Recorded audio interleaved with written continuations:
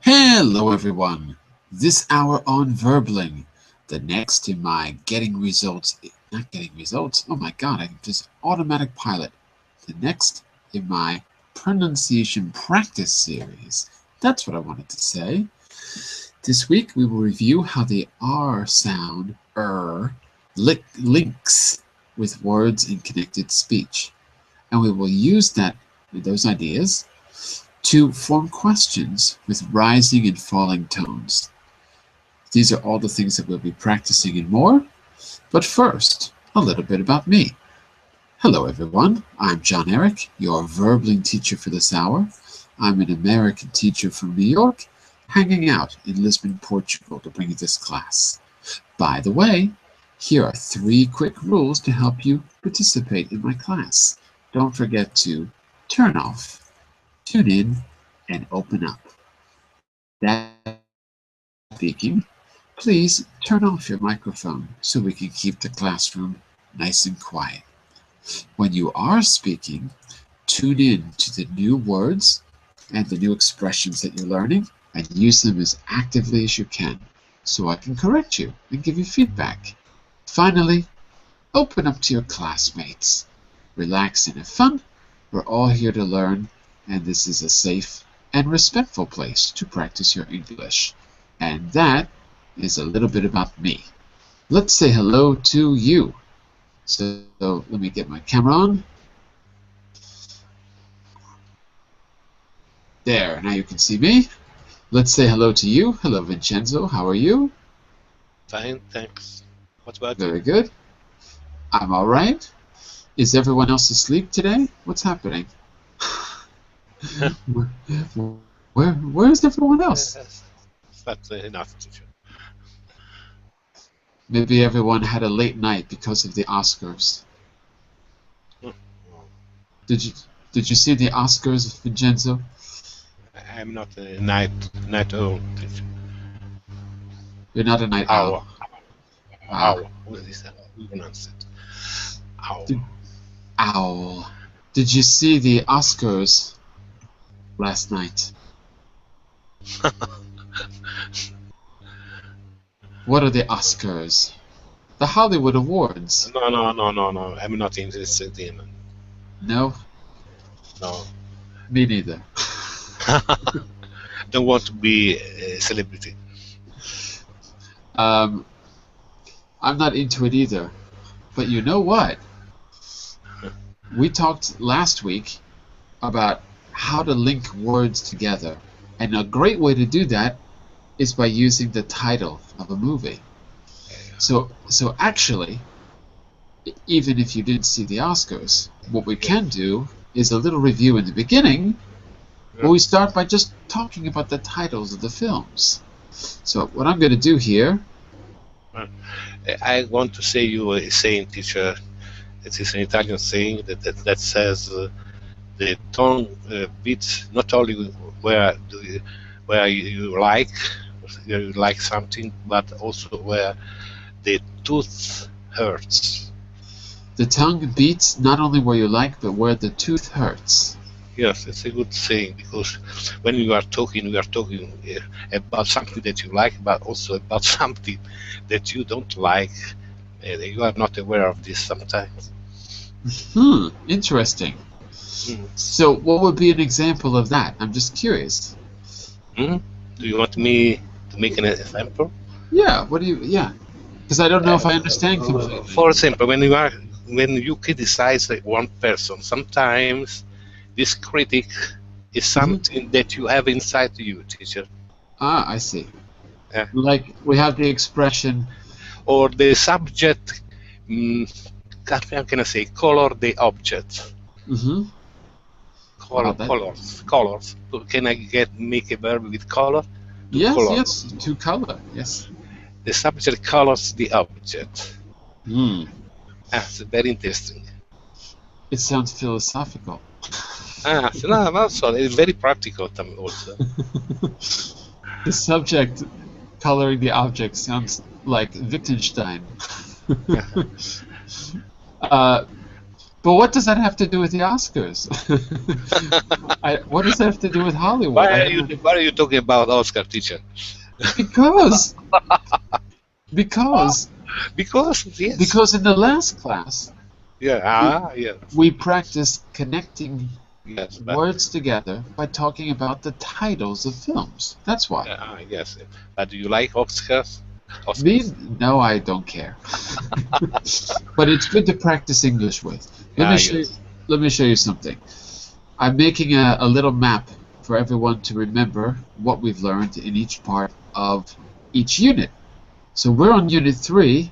Let me show you. If I double click on Unit 3, click, you can see the different things that we're learning and what we have learned. So far, in the last week, we worked on the pronunciation of R. And we learned, actually that might have been 2 weeks ago. And we learned, for example, that there's a difference between the British and the US R. Now, in my class, I'm American, so the difference doesn't really matter too much because for us, the R is always pronounced. But you can go to this map if you want, which is right here on page 4. You can open it up, double click there, and you can always review this and go to the former classes and take a look. So for example, just to show you how this works, you can go back to class 1 where we had the R and you'll see those exercises. Let's close that for a minute.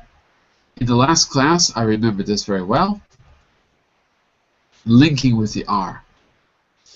When a vowel word, like easy, comes after a consonant ending word, like isn't, the two words link together, like isn't easy.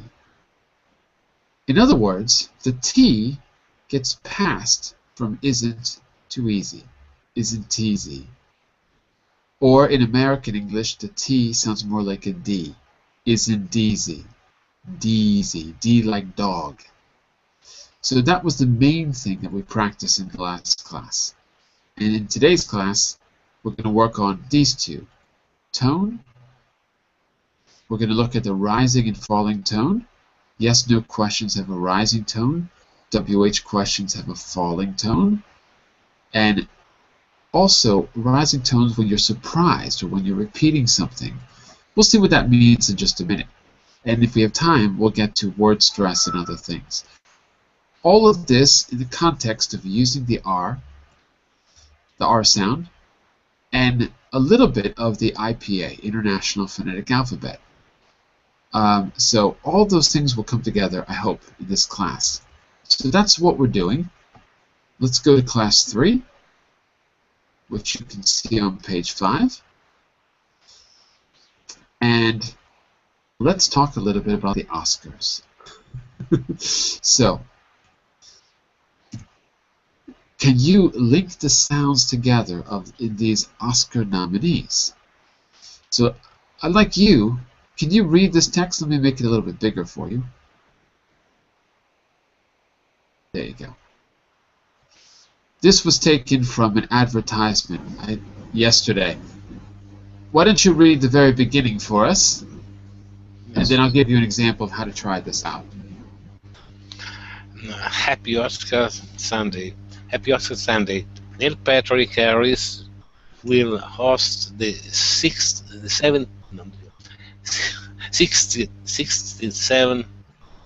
Actually, it's 87th.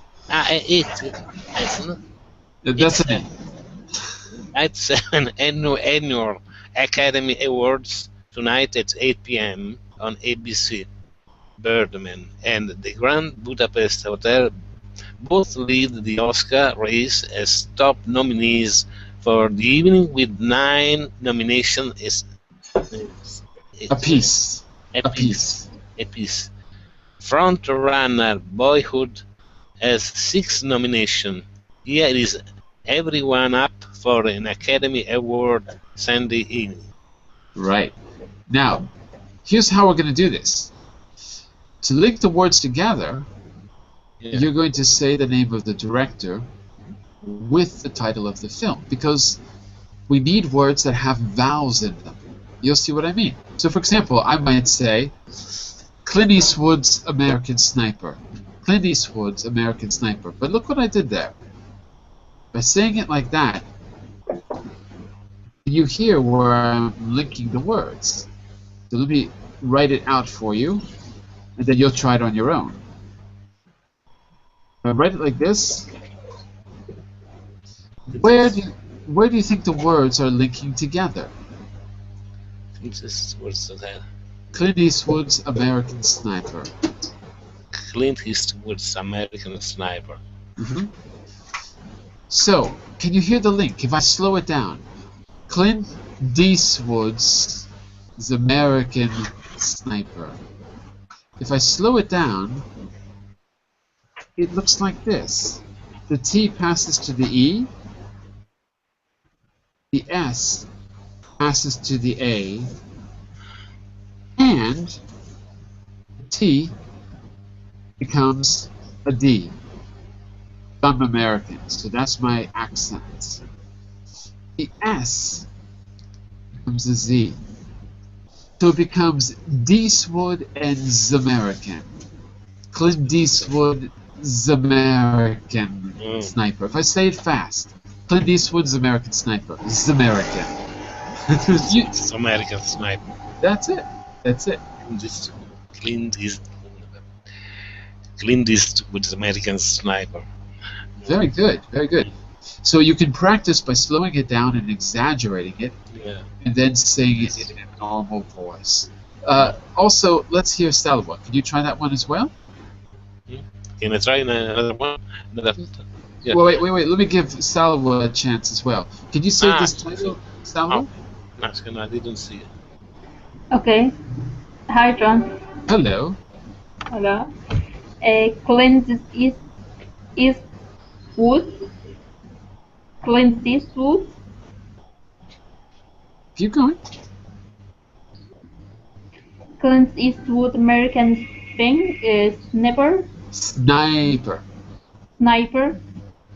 This is the controversial film about the sharpshooter who did tours of Iraq, and I don't know if it was just Iraq or Afghanistan, and who was killed when he came back to the United States. Yeah. I didn't see the movie. I don't want to see the movie. But anyway, I really don't care about Clint Eastwood or any of his movies. But I've seen it. You saw it? Yeah. Yeah, I saw it. I got tired of him a long time ago. After Dirty Harry, I was no longer interested in Clint Eastwood. I don't know if he won or not. I didn't see the awards. I don't know. Did you see them, Salwa? The awards last night? No. None of us know. So, Salwa, I want you to say it really slow first, and you're going to exaggerate it by putting the T, which becomes a D, in front of the Eastwood. So it would be Deeswood. Deeswood. Say that for me. Clint Eastwood. That's it. And the second exaggeration will be Zamerican, with a Z like stew. Try it. The American Sniper. Right. And there's Why the American? Sorry, say again. Why?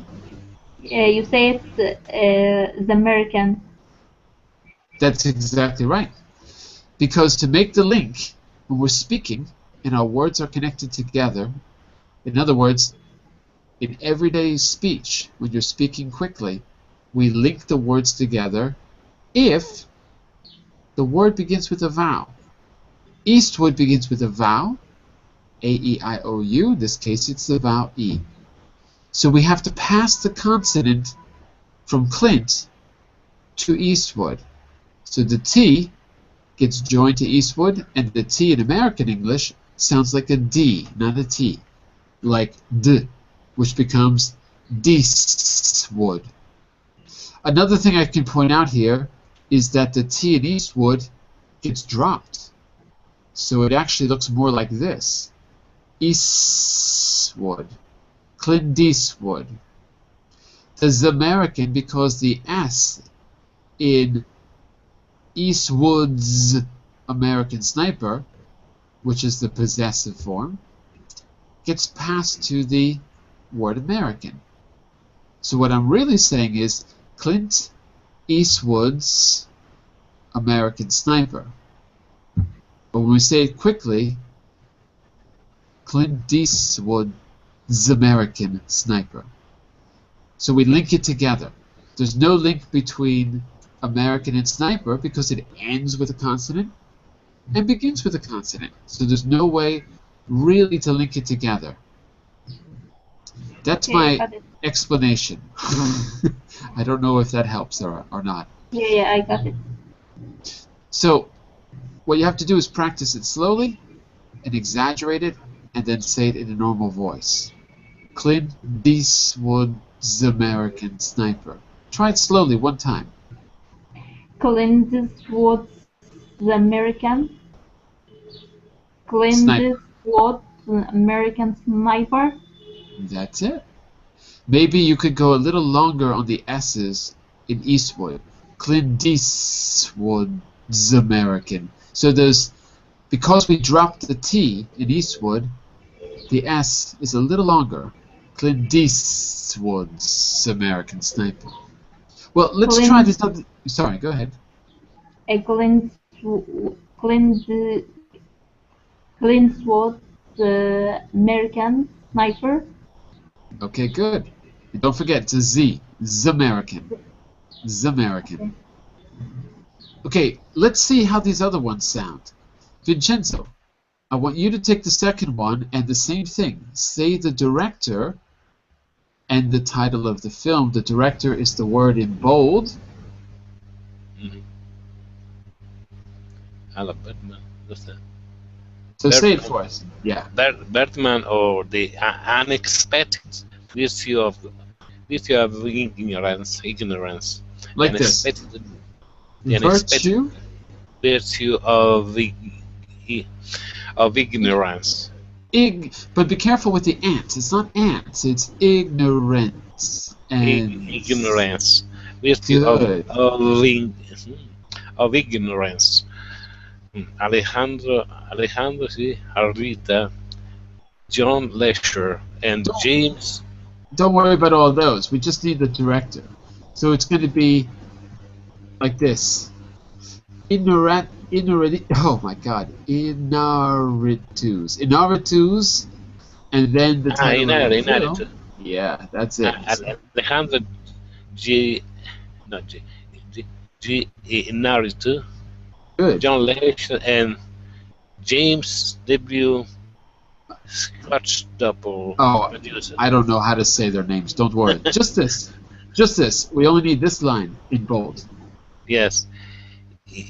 Inaritus Birdman on the unexpected virtue of ignorance. Good. Are there any connected words there? It is Birdman. Inaritus Birdman. No, sure. I don't know it. Well, I'll tell you. The connections. Inaritus Birdman. I think that there is no link. Which word's a vowel? Which words begin with a vowel? Inaritus Birdman, or the unexpected. I can't say the link, teacher. Only with virtue of. Well, virtue of ignorance. Okay, so look, the words that begin with the vowel are ignorance, so of ignorance has a link. Yes. And unexpected, that means the unexpected has a link because the unexpected, oh no, it doesn't actually, because it ends in a vowel. So just this one. Yeah. Of ignorance is the only link here. That's it. And to make it a little more clear, I'll change the color so you can see exactly where the links are. In this first one, it's almost everything. Whoops. Excuse me, teacher. And over here. Yeah. Alright. So I would say it like this. Inarritu's Birdman. Now, in reality, these two are kind of linked because we say them close together. Inarritu's Birdman, or The Unexpected Virtue of Ignorance. But you can really hear the link here, of ignorance. And keep in mind that the F sounds like a V in this sentence. In this word. The F sounds like a V. So here we go. Inarritu's Birdman, or The Unexpected Virtue of Ignorance. Salva, why don't you try that one? Inarritu's Birdman, or The Unexpected Virtue of Ignorance. Vignorance.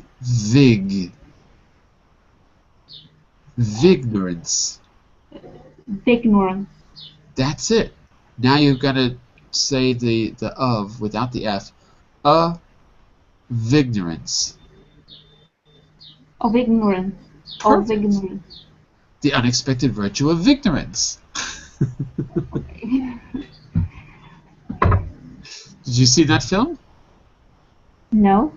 Oh my goodness! You It recommend it to me? Yes, it actually is a good film. Okay. It won, I think, Best Picture yesterday, and usually I don't agree with them, but this time it was actually very good. Not everything, but most of it. I'll see it. It's a very long movie. Vincenzo disappeared. Oh, he's coming back. So let's go through the other ones. You say the title with the director and tell me if there's a link or if there's no link. Okay. So try the next one in the list. Boyhood. And the director is Linklater. Richard Linklater. Mm-hmm. So say together like that, director and title. Just like I said, Inarritu's Birdman, the next one would be what?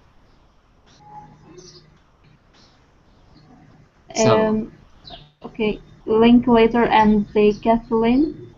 No, forget about her. It doesn't matter. Just the first name.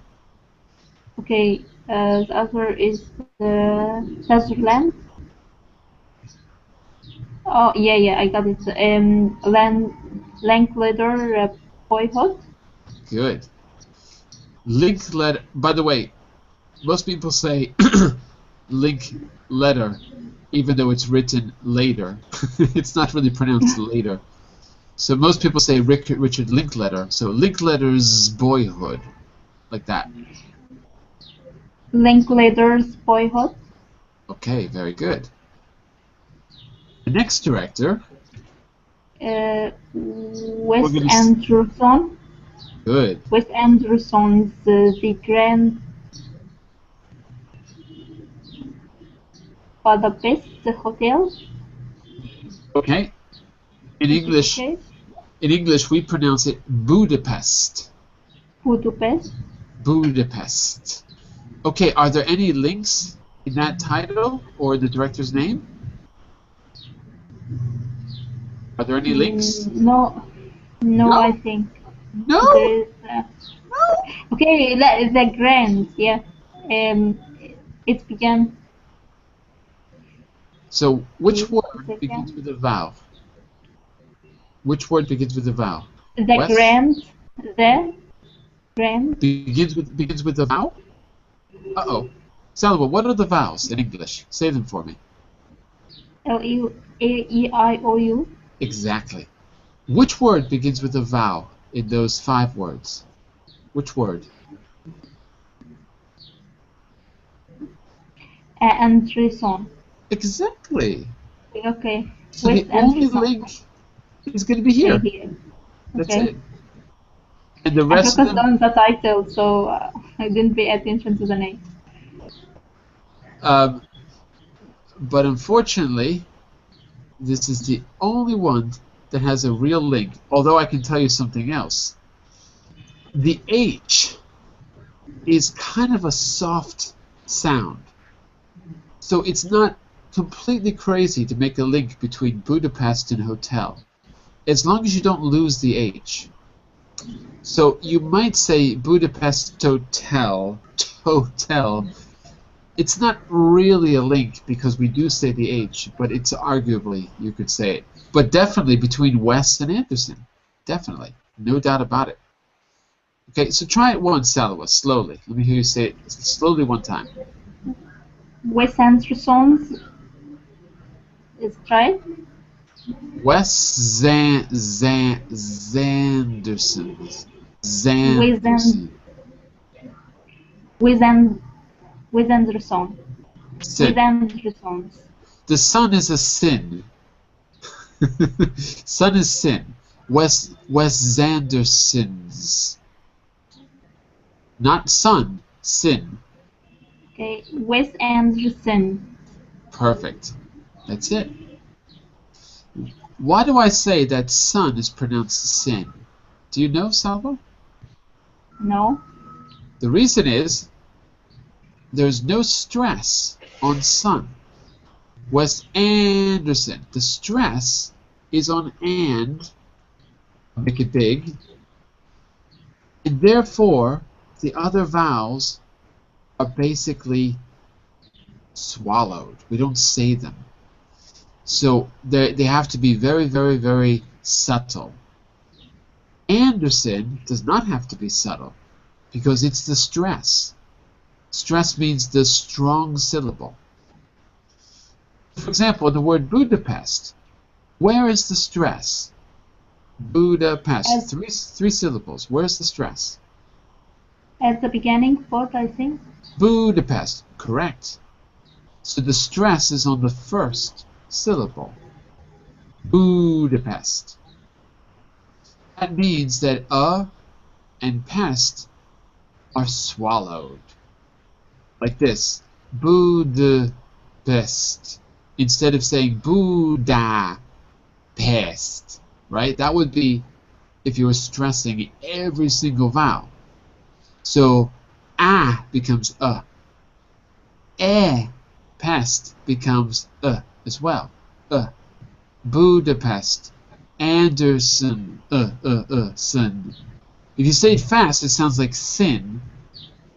But that's okay. It's not a problem to say sin. The real pronunciation is son. Anderson's. So let me hear you say it fast. Wes Anderson, the Grand Budapest Hotel. Perfect. You try it, Vincenzo. Wes Anderson, the Grand Budapest Hotel. But I don't know how to pronounce the hotel after the T. It's the second syllable. No, after the T, it's possible. It sounds very strange to have an aspiration in H that is after the T. But it is aspirated. Budapest. Budapest. But you making this so strong the H, or no? It's not so strong. I don't know. Let me say it. West Anderson's the Grand Budapest Hotel. Budapest Hotel. I mean, it's there. Yeah, it's very difficult, huh? It is difficult because T is very rapid. The pronunciation of the T is rapid. Afterward, you have to make another effort in order to make the H. The sound of the H. Yes. It's true. You're right. But if I say it, I notice that I do the aspiration. Budapest Hotel. Budapest So yeah, that's it. It's not very strong, but it's there. Okay. Let's try one more. Let's try one more each. This one has some links in it. So, Vincenzo, the director and the title for the next one. The Imitation Game. Nora Start with the director's name. Start with the director's name. Nora Grossman is the director, I guess. I don't know who the director is actually, but let's use this one because this one is interesting. It's a different kind of name. Maybe we can use this instead. Ida Ostrovsky. Ida Ostrovsky. Ida Ostrovsky's Stravinsky's the imitation game. Stravinsky's the imitation game. Okay. Remember, there's two consonants here, so the link is not very strong because there's no vowel. So you can just say Ido Ostrovsky's The Imitation Game. In fact, there's really no link at all in those words, actually, because we've got two vowels here, we've got two consonants here, we've got two vowels here, and we've got two consonants here. So actually, there's really no link. So we don't have a consonant followed by a vowel. Exactly. We don't. We can make a link, no? Not really. No, we really can't. Yeah. So there you go. And what about the next title, Salwa? Is there any link in the next film title?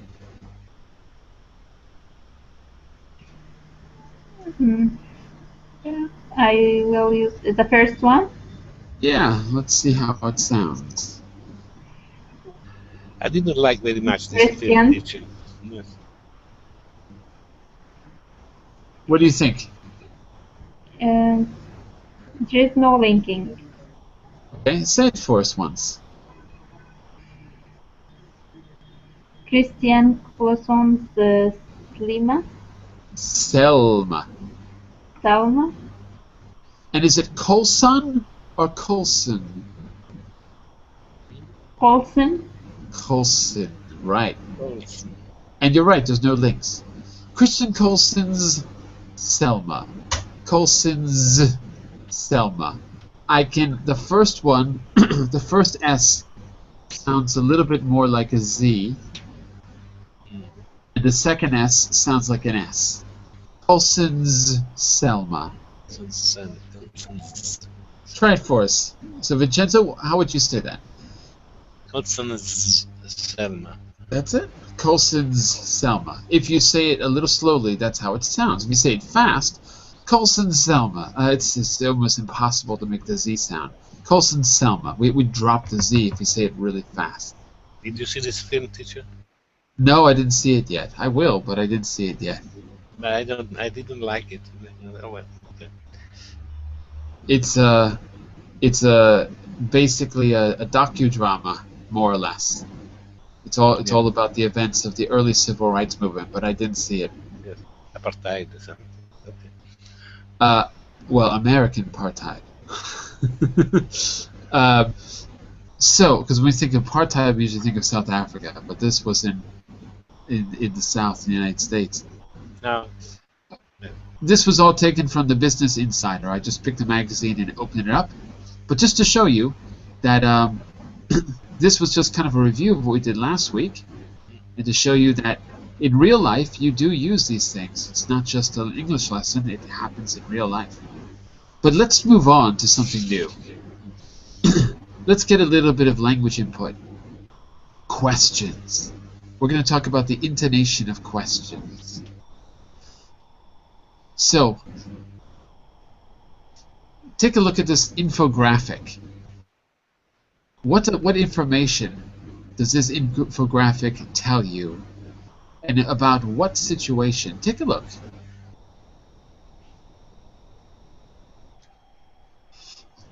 This is our introduction. So, what information can you learn from this infographic before we start? Yes, information about the aspect of a people. Yeah, not the aspect, that's Italian. The appearance. The appearance, yes, the appearance of the people. Right. When, in this case, she's talking or something like this, I think. That's right. So it's about your appearance. Yes. By the way, if you want to talk in general, you can just say you, even though you don't mean me. Oh. You can say about your appearance. Your appearance, yes. Right. I've given up on my appearance a long time ago. Okay, good. And Sylvia, can you see that infographic on the screen? Yes, I can see, but I'm just don't join, so I don't know the topic. I know Don't only that worry. it's We're starting about. something brand new right now. Don't worry. Okay. Okay. So Vincenzo said this is about your appearance. Okay. In what Yeah. situation are we Oh, concerned about your appearance? Look at the but infographic there. I think about feelings. It's a situation of feeling. We the difference between talking and feeling. Difference between what? I couldn't hear Between you. between what you say and what you feel. Well, hang on a second. Look at the little subtitles in the infographic. Get your clues from the text. Sylvia, what would you say? What's the context here? In what situation are we talking about appearance? I think it's about an interview. I think you're right. And what's this infographic about? Related to The interviews. so the face on the Mhm. right. So The that face or means your face? if I'm doing an interview, it's my face. I know, but if we're talking about it in general, In general, the your face. interviewer. Your face, like that. Yes. Your face. Yes. So when you're speaking in generalities, it's okay to say you, because everyone does it. Yeah. If you say the faced, it sounds confusing because we would never say the face, because we have the possessive form. And in Italian, you don't. Not in that way. So in English, to make a quick generalization, just say you and your. Yeah. So you'd say, Sylvia, oh, it's about your face in a job interview. Your face. How your face should look. Of course, you don't mean me. I would never do my hair like that. Never. Yeah. Salwa, take a look at that infographic and tell me something that we should keep in mind. We should keep Yeah. about clothes. About that? Repeat? Clothes should be formal. Don't lean. This about common mistakes. Yeah, So common most of them mistakes. Yeah. yes, make about hair. They make it's not a formal or I don't know some weird color like lenses. Mm-hmm. Yeah. Well, it's not about the lenses. It's hard to read the caption, but it says 67% of people fail to make eye contact. 47% of the people fail to. It's pointing at the hair, but it's really meant to point at the head. It says 47% of people have little knowledge of the company. In other words, it's what you know. 38% don't smile. And about the clothes, on the right side, 55%. 55%. The way you dress, act, and walk through the door determines the impression that you make. By the way, again, you don't have to say they. You can say you, because Yes. we're talking in general. You might forget to make eye contact. You might not realize how important your appearance is or your clothes. You can say it like that. I'm putting this here because what we're going to do is we're going to listen to a job interview, and then we're going to practice pronunciation. So if you just give me 1 second, I need to open the material on my computer first. Give me just a second.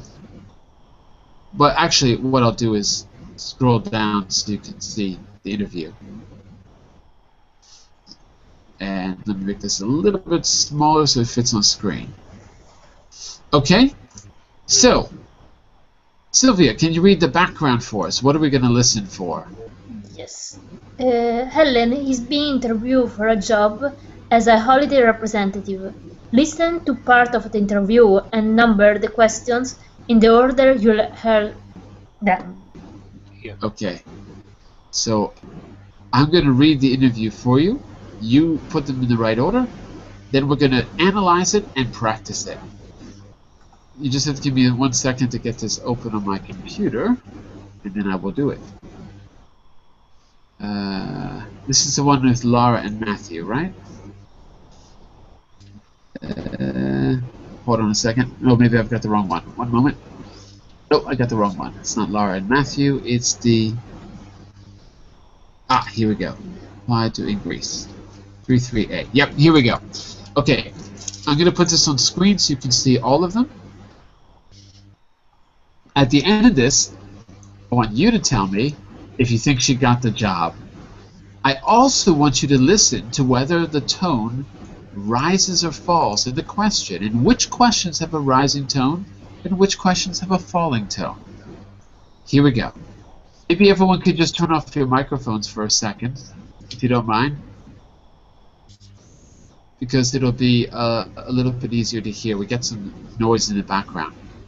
Okay, can everyone just turn off your mics for just a second? Yep. Yes. Yeah.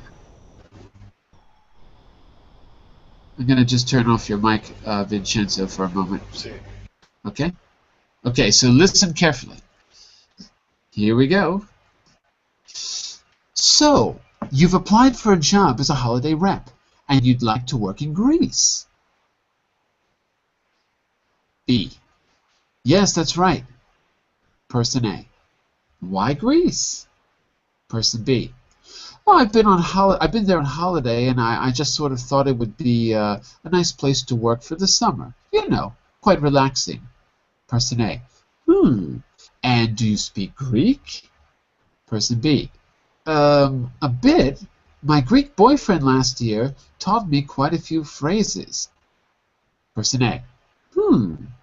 It might be rather difficult if you don't speak Greek. Do you speak any other languages at all? Person B. I speak French quite fluently, and a bit of Spanish. Person A. Aha. So, how did you learn French? Person B. Well, mostly at school, and I went on holiday to France a lot when I was a young girl. Person A. And which other languages did you say you speak? Person B. Just Spanish. Do you speak Spanish well? Person B. Well, not as well as French. Person A. Okay. Well, let's move on. What about previous work experience? I see from your application form you spent 2 summers working on a farm. Person B. Oh, yes, my uncle's a farmer, so I was helping him, looking after the animals and so on. Person A. Very nice, I'm sure. Not much help for working as a holiday rep, though, is it? What other jobs have you done? And, oh yeah, person B. Oh, I worked part-time in a clothes shop when I was at school, and last summer I had a job as a waitress in a casino. Person A. In a casino? Are you old enough to work in a casino? B. Yes, I'm 22 actually. Person A. Yes, well, I think that's everything. We'll be in touch. And there you go. So, turn on your mics, and maybe what I could do is see if you can put these in the right order. Okay? Did you take notes about the order?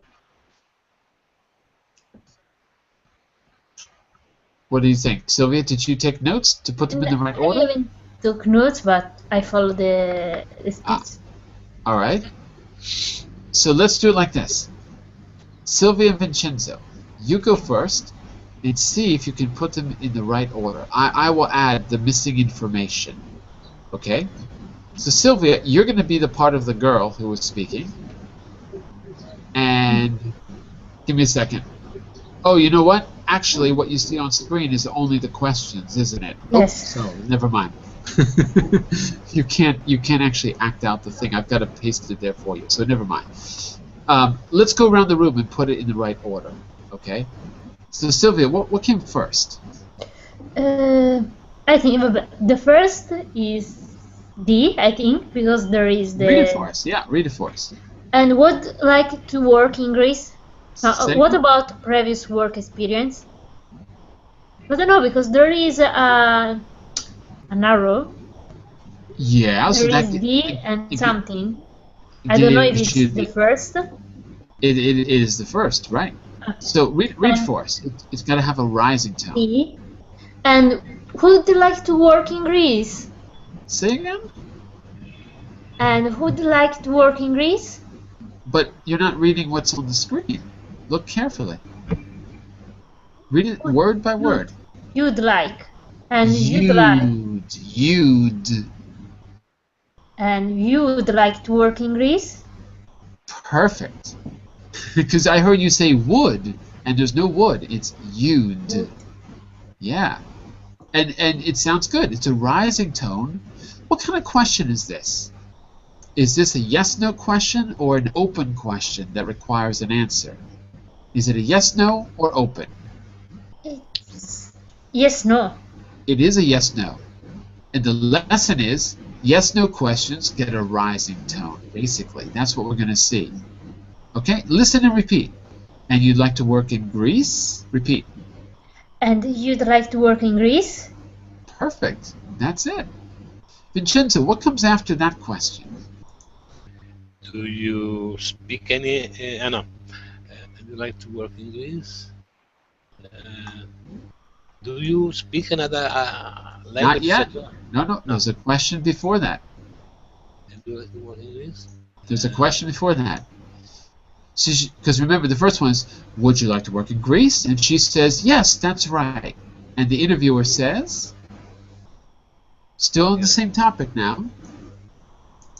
I don't see this answer. Salva, what do you think? What's the next one? Salva?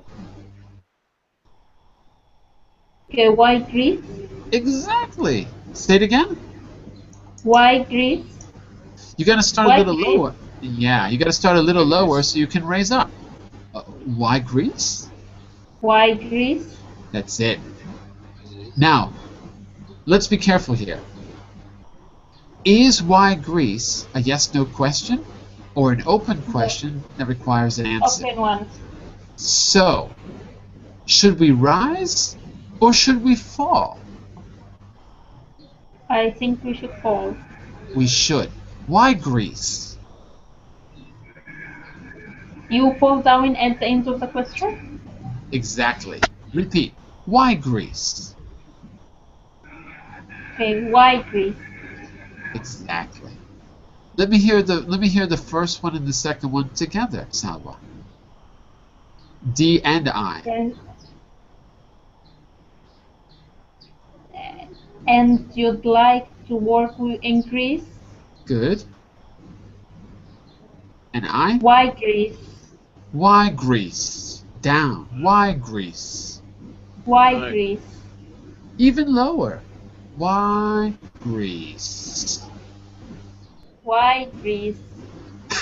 Lower, Salwa. Lower. You're speaking like this. It sounds like a robot. Why Greece? Try like this. Why Greece? Exaggerate it. Why Greece? Try it. Okay, I'll try. Exaggerate. Why Greece? Greece? Why Greece? Why Greece? Exactly, like Vincenzo. Why Greece? Exactly. Because here it sounds funny, but in the real world it actually sounds normal. Why Greece? That's exactly how I talk. Why Greece? Some people talk like that.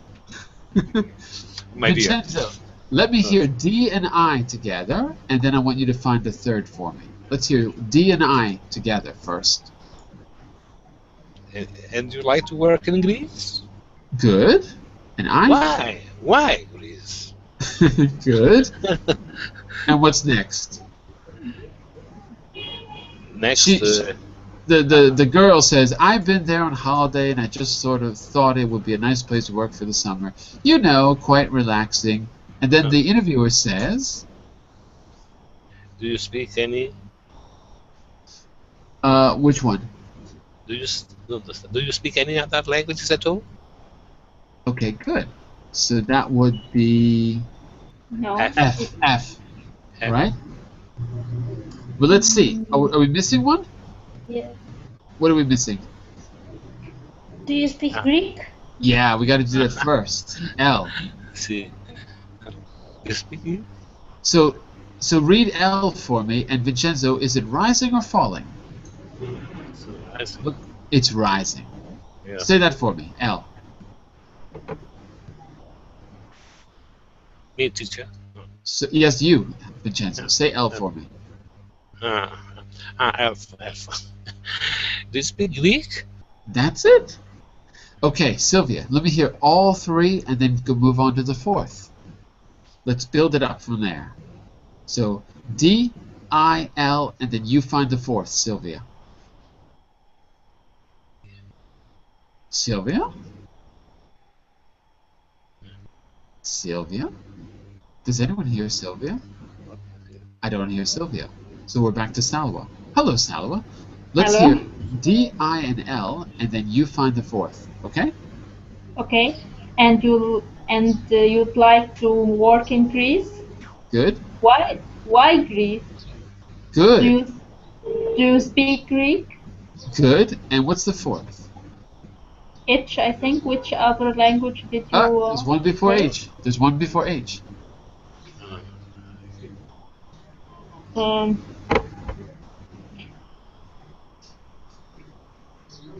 I'll give you a little hint.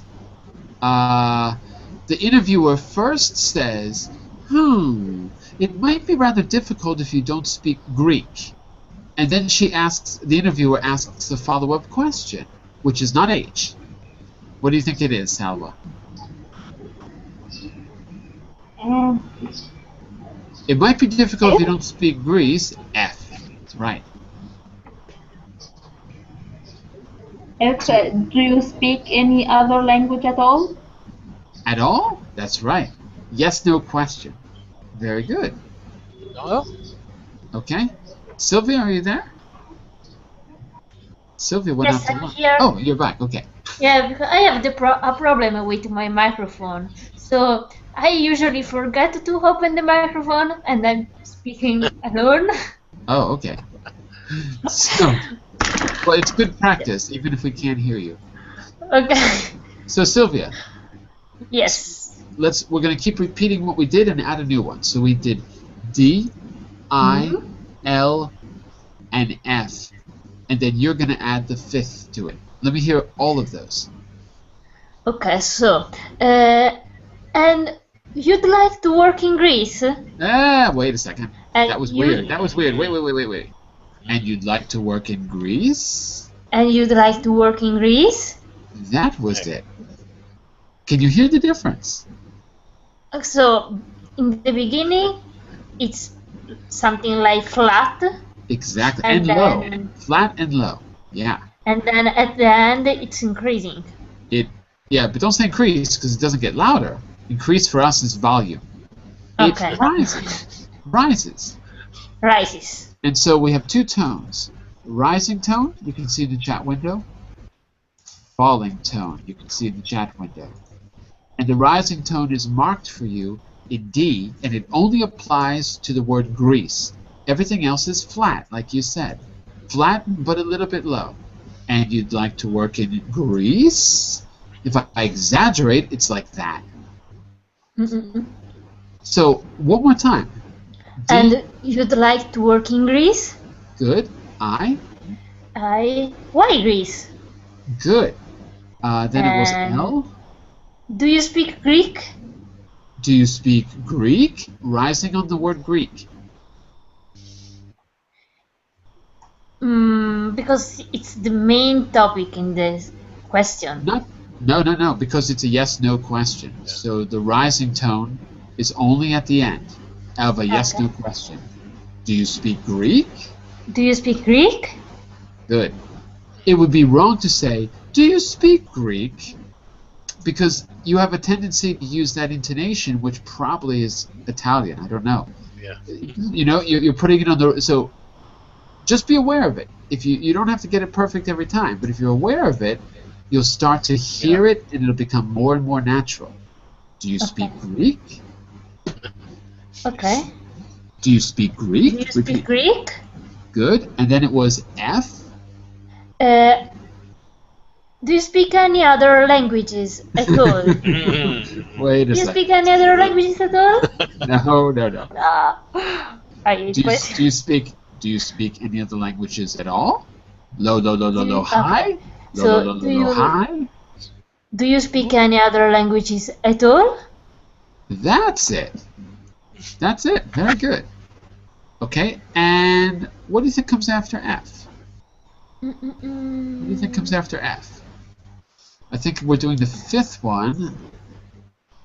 If you don't remember, I can give you a little hint. It's about Spanish. Not yet. Yeah, it's about Spanish, but the person B says, I speak French quite fluently and a bit of Spanish. And the interviewer asks about one of those languages. So how did you learn French? Good. Now, this is a falling question, not a rising question, because it has how. So how did you learn French? So how did you learn French? So how did you learn French? The stress is still on French, but it falls. The stress is not on how. Not how did you learn French, but how did you learn French? So how did you learn French? Yeah, even lower. It's not a question. I know, but that's how we say it. But that's the right way. It doesn't sound like a question, but it is a question. When you have a question word, you don't need to have a rising tone. Why? Can anyone tell me why you don't need a rising tone when you have a WH word? Does anyone know? Because it's all in a question? Yeah, the form is clearly a question because you have who, when, what, where, how. Now, do you speak? I know that's a question form too, but look at it like this. You could say, you speak other languages? Now that is a statement that I create as a question because of my rising intonation. So the rising intonation is also there if you have a statement that you're using as a question, because the form, it could be a little confusing if you say it fast. You speak other languages, or do you speak other languages? So yes, no questions need a little bit of extra emphasis to show that they're questions. Well, listen, here's what we're going to do. I've got to start the next class right now. So what I'm going to do is send you a recording of that little interview with the rising and falling tones marked, going up or going down. You track the recording. Tracking means listen and repeat until it sounds natural to you. So listen, pause, repeat. Listen, pause, repeat.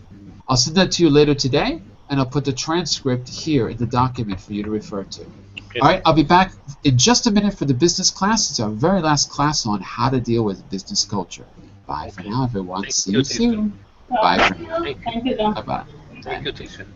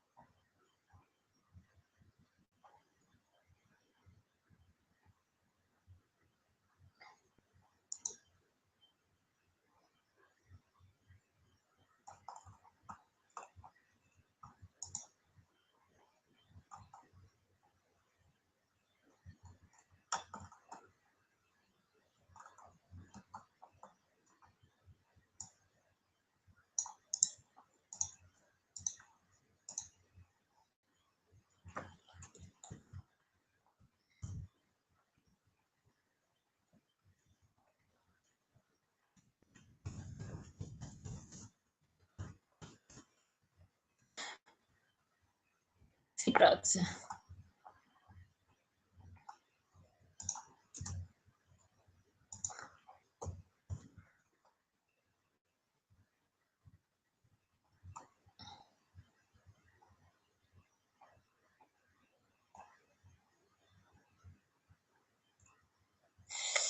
Sì, grazie, sarebbe perfetto. Cos'è i soldi?